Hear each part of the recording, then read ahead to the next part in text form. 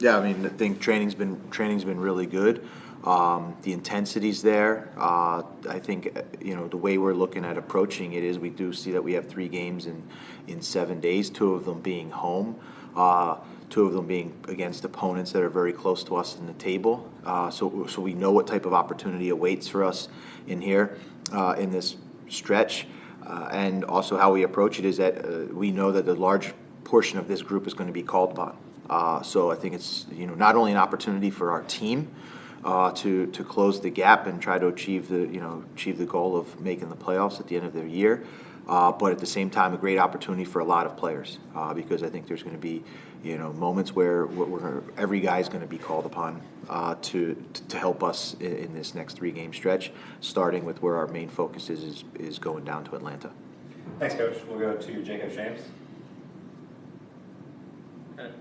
Yeah, BJ, I guess, facing another team in Atlanta that's, a few points ahead of you in the Eastern Conference, but, still chasing one of those playoff spots at the back of the Eastern Conference, I guess, how do you think a game like this can, help the team in the long run, just, with it being maybe kind of 2 teams really with a similar goal? Do you maybe anticipate a sort of, I don't know if the words playoff atmosphere are correct, but do you maybe anticipate have a different feel, and do you think that's something that maybe can help the team in the long run?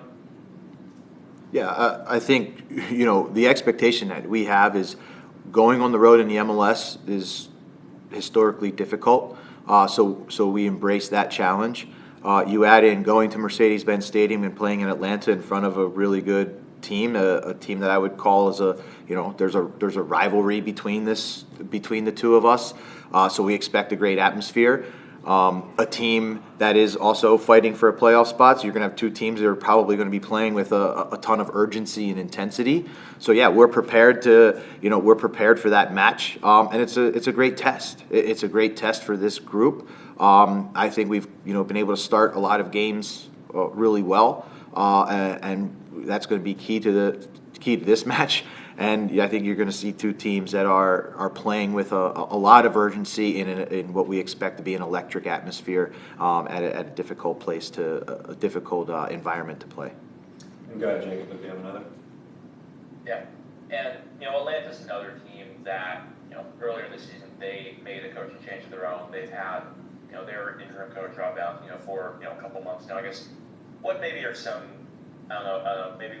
What do you think are maybe some advantages, disadvantages of coming in and facing a team that's in a somewhat pretty similar situation to you guys this year, with having multiple coaches and having to adjust to that change?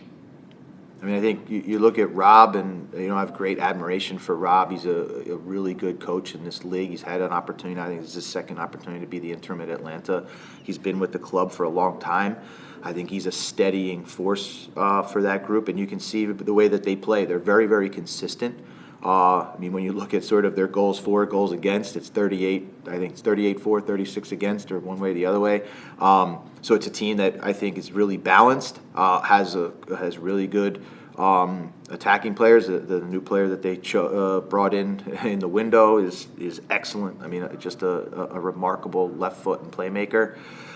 So for us, we're expecting a team that's probably has the same exact goals and objectives as we have, same amount of games left, and we're going to expect their best punch, and in return, I hope that they expect our best punch. Ben Wright? Yeah, BJ, I think it was after the Orlando game you mentioned maybe some increased competition for minutes and spots in the team. I'm just curious how much of the past 2 weeks has involved that, and kind of just what's your assessment of the squad and maybe some of the guys who haven't got as many minutes so far this season heading down into this stretch run? Yeah, this 2 weeks has definitely been part of that. Guys are going to have to come in and continue to earn their positions.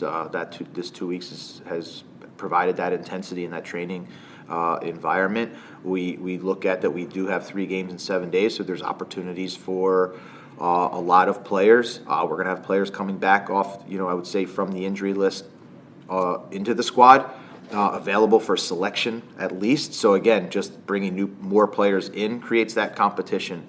And that's what that's what we're about here. And also that's what we need to do to make sure that we're getting the best group each night to try and chase the result. So I think everybody's had a fair opportunity, and we'll sort of attack that game versus Atlanta with putting the best group forward.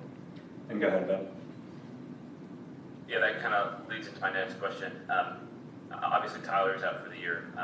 I think Drew and Lucas and Sean and maybe Randall have been kind of getting closer. Do you have updates on them, and are you expecting any of those guys to potentially be able to play this coming week?